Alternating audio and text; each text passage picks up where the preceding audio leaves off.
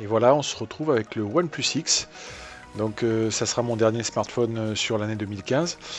Alors j'avais été plutôt déçu par le OnePlus 2 et vous allez voir que OnePlus là a décidé de prendre un petit peu le taureau par les cornes et le OnePlus X est une approche complètement différente et je trouve que c'est plutôt bien réussi.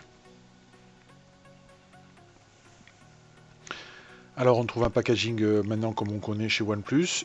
Le téléphone en lui-même, tout de suite on s'aperçoit qu'on a un produit plutôt orienté haut de gamme. Ce qu'on a dans le package, ben, vous voyez l'extracteur de SIM, ça c'est plutôt classique.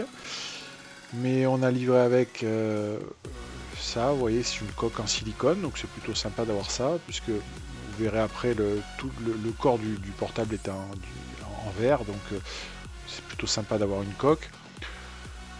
Alors on retrouve maintenant le câble traditionnel qu'on a chez OnePlus tout plat. Par contre il est en USB type classique, c'est plutôt une bonne chose. J'avais pas spécialement apprécié la connectique du OnePlus 2, même si elle a des avantages, mais d'un point de vue pratique c'était quand même assez compliqué. Donc ben, on passe maintenant à l'essentiel et on voit immédiatement qu'il y a un gros saut en qualité, même par rapport au OnePlus 2.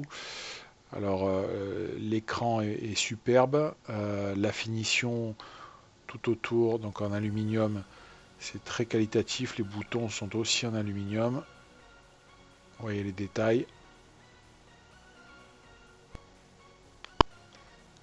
Alors on continue en regardant bien la finition, alors je vais essayer de rapprocher un petit peu pour que vous voyez que voilà, la surface aluminium est un petit peu texturée, ce qui permet de bien l'avoir en main. Voilà, là on voit le bouton classique maintenant chez OnePlus qui permet d'avoir les trois positions, les trois types de profils. Voilà, les trois types de profils de sonnerie notamment. Le dos est en verre, donc très joli, très sympa. Bon, évidemment, très salissant aussi, ça malheureusement. Donc on va l'allumer.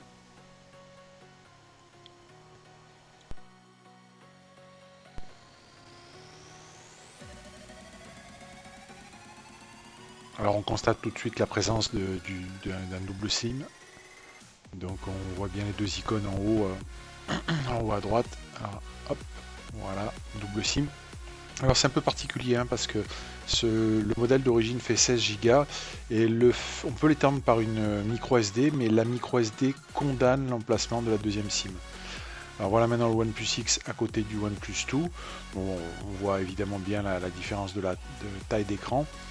Par contre, moi je suis vraiment frappé par la qualité du produit qui malgré un prix est quand même à 299 €, est beaucoup plus qualitatif que le OnePlus 2. Alors c'est vrai qu'en termes de caractéristiques techniques c'est en dessous, mais à 299 €, on a quand même un téléphone vraiment sympa qui a rien à envier aux iPhones en termes de qualité. En tout cas de qualité de rendu, et puis qui a tout ce qu'il faut. Alors évidemment, vous n'aurez pas de la 4K, vous n'aurez pas la recharge par induction, vous n'aurez pas toutes ces choses-là. Mais pour un petit téléphone, il est bourré de qualité. Et la première qui vient à l'esprit, bah, c'est la finition, on l'a dit.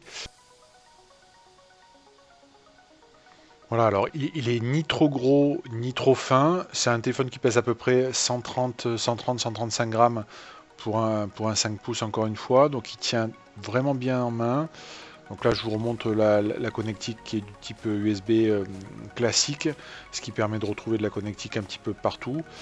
Et puis bon voilà, là vous voyez en détail l'écran qui est vraiment sympa.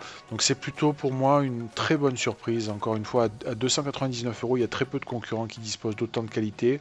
Un téléphone très valorisant, écran très sympa. Bon, le double SIM pour ceux qui en ont besoin.